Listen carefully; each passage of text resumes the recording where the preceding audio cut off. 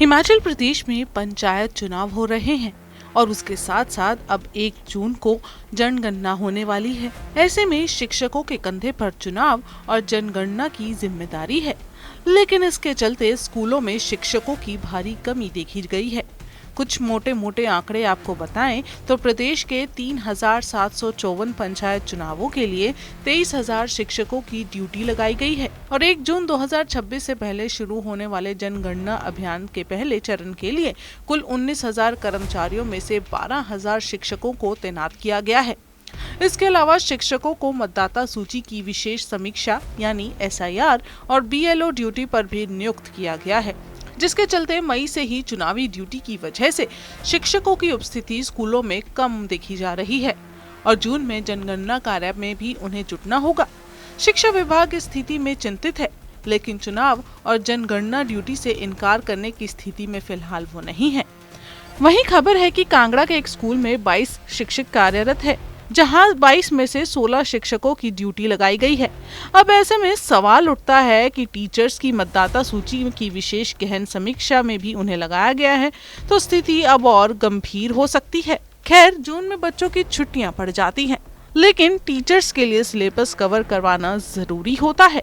अब यहाँ सोचने वाली बात है कि इन सब कामों के लिए जिन टीचरों का चयन हुआ है, उन्हें ट्रेनिंग दी जा रही है, जिसकी वजह से ज्यादातर समय टीचर स्कूल से नदारद रहते हैं और ऐसे में बच्चों की पढ़ाई पर असर तो पड़ना लाजमी है।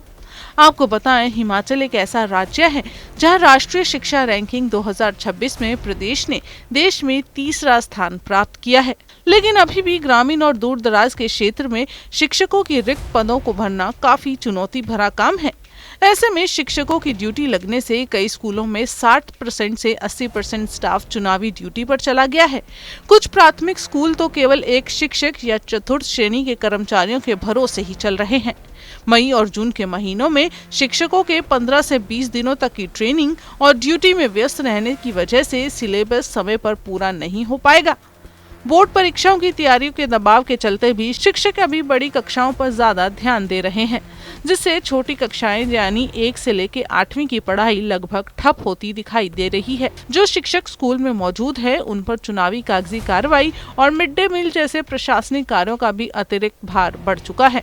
इसके चलते हिमाचल राजकीय अध्यापक संघ ने मांग की है कि पढ़ाई के नुकसान को रोकने के लिए चुनाव और जनगणना में बेरोजगार युवाओं या अन्य विभागों के क्लर्कों की ड्यूटी लगाई जाए।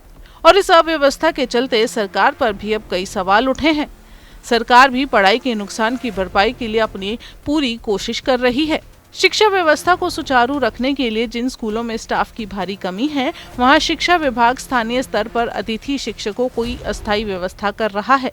स्कूल कॉम्प्लेक्स नीति के तहत पास के किसी बड़े स्कूल से उन स्कूलों में शिक्षक भेजे जा रहे हैं जहां एक भी टीचर उपलब्ध नहीं है। कोरोना काल की तरह ही डिजिटल माध्यमों और व्हाट्सएप ग्रुप के जरिए स्टडी मटेरियल साझा किया जा रहा है, ताकि बच्चे घर पर भी पढ़ाई कर सके।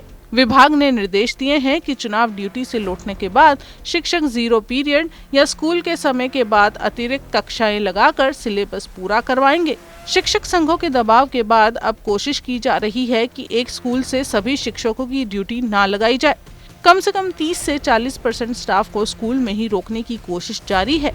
सिलेबस पूरा करवाने के लिए आने वाले बरसाती छुट्टियों में कटौती की जा सकती है, ताकि शैक्षणिक दिनों की कमी को पूरा किया जा सके। हालांकि सरकार प्रयास कर रही है, लेकिन शिक्षकों का मानना है कि डिजिटल पढ़ाई कभी भी क्लासरूम टीचिंग की जगह नहीं ले सकती।